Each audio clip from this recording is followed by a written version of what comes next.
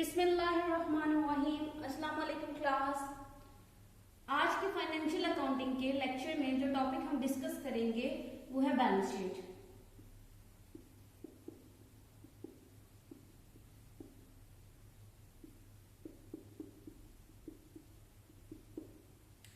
अपने पिछले लेक्चर्स में हमने फाइनल अकाउंट स्टार्ट किया हुआ है।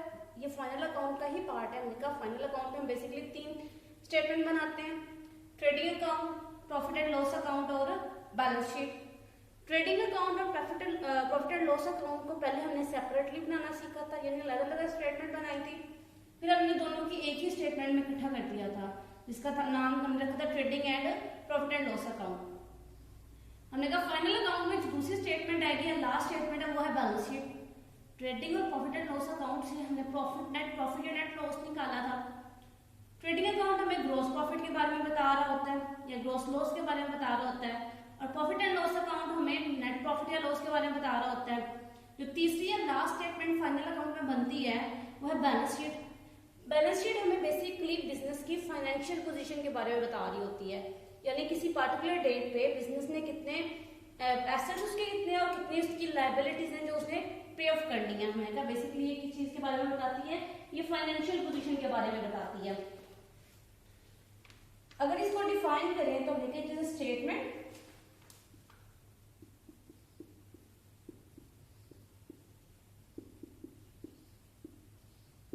of assets, liabilities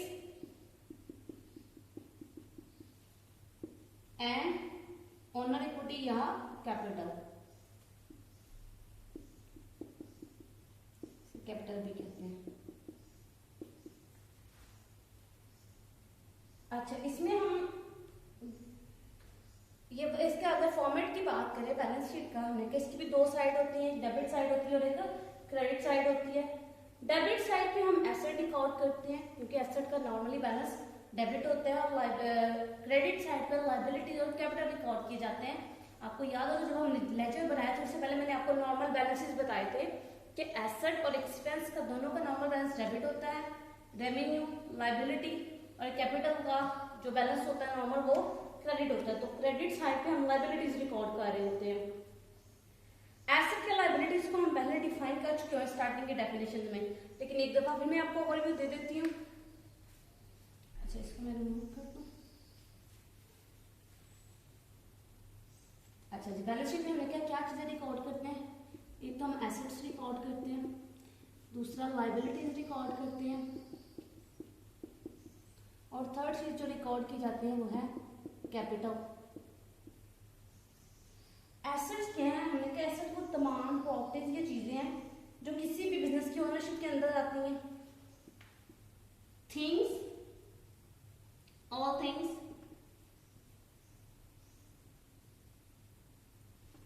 and properties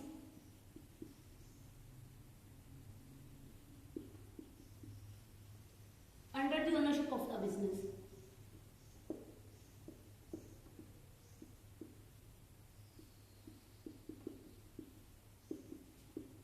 हमने कहा वो एसेट है और वो तमाम, पहली बात तो ये हमने कहा तमाम प्रॉपर्टीज या थिंग जो बिजनेस की ओनरशिप में आते हैं, एक तो हमारे वो एसेट है, और दूसरे में और कौन सी चीज, जैसे इसकी एग्जाम्पल की अगर बात करें तो हमने कहा बिल्डिंग। अगर बिजनेस के पास बिल्डिंग है तो उसका क्या होगा? एसेट। लैंड आ गई हमारे पास, बिजनेस के पास कोई फर्नीचर है तो हमने कहा ये प्रॉपर्टीज है, वैल्यूएबल थिंग्स है और बिजनेस की पोजेशन में है। इन चीजों का पर्पज हमने कहा इनको बेचना नहीं है, बिजनेस में इसको यूज करना है, तो ये हमारी क्या है? एसेट्स है। ये एसेट में वो भी तमाम चीजें आ जाती हैं जिनके अगेंस्ट हमने पैसे रिसीव करने हैं या सर्विसेज रिसीव करनी है, वो तमाम चीजें भी एसेट्स होंगी।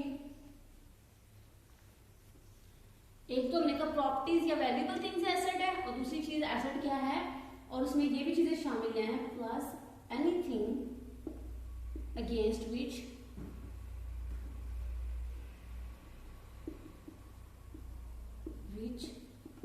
money or services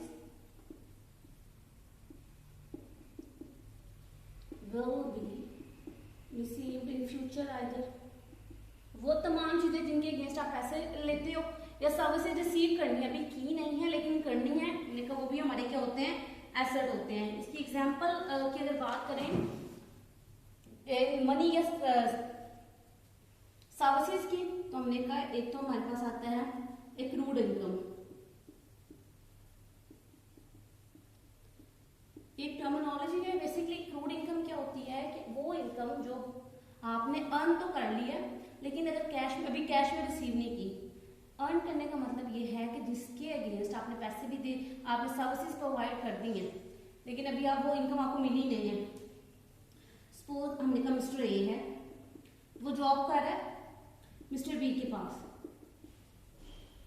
1 जनवरी से उसने जॉब स्टार्ट की है, 31 दिसंबर आ गया, ठीक है। अब हमने कहा मिस्टर बी ने मिस्टर ए ने मिस्टर बी के लिए पूरा साल काम किया है। हमने कहा हर माह उसको पे मिलती नहीं, 3000 पर मंथ उसकी सैलरी है। पूरे साल की 36,000 होगी उसकी सैलरी जो पूरे साल रिसीव करेगा। 31 दिसंबर को साल खत्म हो गया, मिस्टर ए ने जो 3000 हर मंथ को रिसीव करता रहा। जब दिसंबर का मंथ आया तो मिस्टर बी ने कहा कि देखो मैं तुम्हें इस माह तो सैलरी नहीं दे सकता, जब अगला साल शुरू होगा मैं तुम्हें फिर 3000 दे दूंगा, फिर पे कर दूंगा कि उस साल मुझसे सैलरी रिसीव कर लेना। तो अब हमने कहा कि मुझे ए एग्री हो गया, उसने कहा ठीक है मुझे नेक्स्ट जब नया साल स्टार्ट होगा तो पहले मंथ में सैलरी दे देना। यानी मिस्टर ए ने दिसंबर को भी काम किया है, 31 दिसंबर तक काम किया ना, इसका मतलब दिसंबर के मंथ में भी उसने काम किया लेकिन उसको इसके अगेंस्ट सैलरी रिसीव नहीं हुई। तो ये जो सैलरी उसको दिसंबर की नहीं मिली, जो मिलेगी कब मिलेगी, हमने कहा नेक्स्ट ईयर स्टार्ट होगा फिर जनवरी में मिलेगी। तो ये जो सैलरी है वो उसकी क्या है, एक्रूड इनकम है। यानी इस सैलरी जिसको मिलनी है इसके अगेंस्ट काम तो उसने कर लिया ना, पूरा माह काम किया। तो हमने कहा वो इनकम जो भी हमने रिसीव नहीं की लेकिन उसके अगेंस्ट हमें सर्विसेज दे दी, यानी इसको काम जो करना था वो कर लिया है लेकिन वो भी हमें कैश में नहीं मिली है, तो वो हमारी एक्रूड इनकम होती है। और एक्रूड इनकम हमारा एसेट होते हैं क्योंकि ये कैश होता है, मनी होती है जो फ्यूचर में हमें मिलनी होती है। अकॉर्डिंग टू डेफिनेशन ये भी हमारा क्या है, एसेट है। अच्छा, जो दूसरा हमने कहा है, एक जो ऑल डाउन बात की हमने कहा सर्विसेज रिसीव्ड। एक ये तो है हमने पैसे रिसीव करने हैं, वो भी हमारी एसेट है। और दूसरा है जिसके अगेंस्ट हमें सर्विसेज रिसीव करनी है। सर्विसेज रिसीव करने का क्या मतलब है, सपोज हमने रेंट पे कर लिया हुआ है, जून में लिया, 1 जुलाई को कर लिया था, तो ये मैं रिमूव कर दूं ताकि ये 1 जुलाई को रेंट पे कर लिया हमने, 31 हमने उसको किराया दे दिया, 1 जुलाई को कर लिया हमने कब 2017 को लिया। अब हमने उसको पूरे साल का किराया एडवांस में दे दिया। हमने कहा देखो हम पूरा साल में किराया दे रहे हैं, सपोज 30,000 पूरे साल का किराया बनता था, हमने उसको एडवांस में दे दिया। कहाँ तक का किराया दे दिया, हमने उसको 30 जून 2018 तक का किराया पे कर दिया। साल खत्म हुआ 31 दिसंबर को। अब घर की अगर बिजनेस की बिल्डिंग की बात करो, सपोज हमने कहा बिजनेस ने बिल्डिंग रेंट पे ली है, 30 जून जितम जुलाई को ली है और 30 जून तक हमने किराया पे कर दिया, एडवांस में दे दिया। बुक्स बनते हैं 31 दिसंबर को, अकाउंट्स में रिकॉर्ड करते हैं। अब हमने जब 31 दिसंबर आया तो ये 30,000 है जो हमारा, ये जो हमने किराया पे किया हुआ है, रेंट दिया हुआ है, क्या इस हमने ये पूरे साल का किराया ना, लेकिन अभी कितने माह गुजरे हैं, कभी उससे 6 माह गुजरे, इसका मतलब जो 6 माह का अगला किराया है वो हमने एडवांस में पे कर दिया। उस किराए के अगेंस्ट अभी हमने वो बिल्डिंग यूज तो नहीं की, यानी बिल्डिंग रेंट पे ली हुई है, वहां पर रहे तो नहीं, वहां पे कारोबार तो नहीं किया। हमने कहा जो अगले 6 माह किया, जब 31 दिसंबर आएगा तो हम इस साल का जो होगा वो इस साल का जितना भी करेगा, सपोज 15,000 15,000 6 माह का किराया है, तो 31 दिसंबर तक 15,000 तो हम यूज कर चुके हैं, यानी इसके अगेंस्ट बिल्डिंग यूज कर ली है।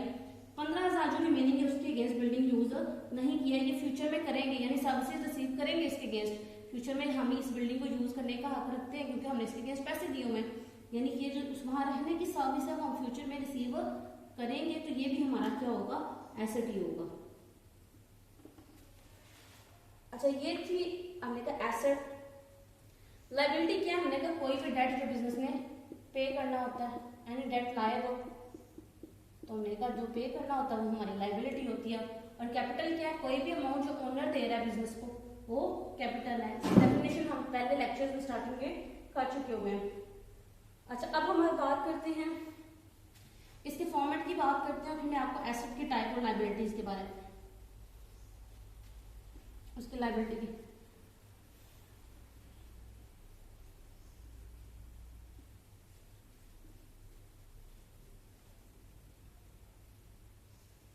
अगर हम टाइप्स की बात कर लेते हैं, फिर फॉर्मेट की बात करेंगे। अच्छा, एसेट के भी हमने डिफाइन कर लिया। हमने कि अगर एसेट की कैटेगरीज की बात करें या क्लासिफिकेशन की बात करें, ब्रॉडली इसको दो कैटेगरीज में डिवाइड किया जाता है। एक को कहते हैं हम रियल एसेट, दूसरे को कहते हैं फिक्टिशियस एसेट। ये एसेट की टाइप्स है। हमने कहा एसेट को ब्रॉडली दो कैटेगरीज में डिवाइड किया जाता है, रियल एसेट और फिक्टिशियस एसेट। रियल एसेट को हमने कहा रियल एसेट कौन से होते हैं? ऐसे एसेट जिनकी मार्केट में कोई वैल्यू हो, यानी जब अगर हम उसे मार्केट में सेल करना चाहें तो उसके अगेंस्ट हमें पैसे रिसीव हो सके, हम उसको सेल कर सकें। अगर मैं इसकी डेफिनेशन लिखूं, हमने कहा asset which have some market value, which have market value। Market value mean कि अगर ये वो एसेट है कि अगर मैं इनको मार्केट में सेल करना चाहूँ तो इनके अगेंस्ट मुझे पैसे मिल जाएंगे। जैसे इसमें इसकी एग्जांपल की अगर बात करें तो हमने कहा लैंड आ गया हमारे पास, बिल्डिंग, मशीनरी, डेटर्स, ये सारे हमारे क्या हैं? ये रियल एसेट्स हैं। रियल एसेट को फर्दर दो कैटेगरीज में डिवाइड करते हैं। इनको सब डिवाइड करें तो एक होते हैं हमारे पास फिक्स एसेट, दूसरे हमारे पास होते हैं करंट एसेट।